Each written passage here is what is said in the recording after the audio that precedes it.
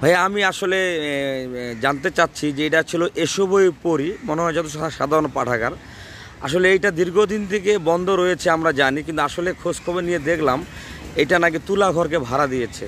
আসলে এগুলা কিন্তু নিয়ম না, তাই আসলে এই সাধারণ পাঠাগার লোকজন পড়বে, লেখাপড়া করবে, শিখবে, এটাই আমরা জানি, এখানে সময় কাটাবে, কিন্তু আসলে এটা ভাড়া দেওয়ার নিয়ম নাই।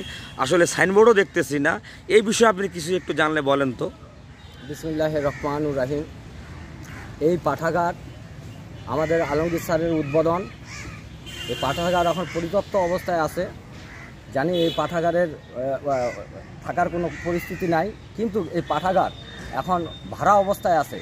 এই ভাড়া অবস্থায় কার মাধ্যমে ভাড়া দিছে তা আমরা এখনও জানি না।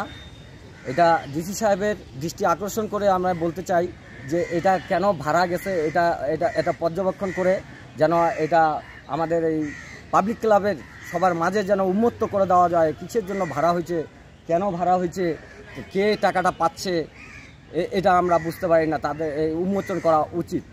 এই বিষয়টা ডিসির নিকট আবেদন করতে চাচ্ছি, দৃষ্টি আকর্ষণ করে জানতে চাচ্ছি যে এই পাঠাগার যেন আবার সংস্কার হয়, সংস্কারের মাধ্যমে আমরা যেন সবাই আবার পড়ালেখা এখানে আমরা পড়তে পারি। ছোট ছোট ছেলেপেলেরা যেন তাদের পড়ালেখা করতে পারে, আসে তাদের খেলনা মানে পেপার পড়তে পারে বিভিন্ন ভালো। মোট কথা আপনি সংস্কার চাচ্ছেন? হ্যাঁ, সংস্কার চাচ্ছি। আচ্ছা, ধন্যবাদ ভাই। মহাসচিব স্যারও বিগত দিনে আসছিল, বলছে যে এটা সংস্কার করবে। আমি স্যারেরও দৃষ্টি আকর্ষণ করে বলছি আমাদের এটা সংস্কারের জরুরি ভিত্তিতে সংস্কারের প্রয়োজন আছে এই বলে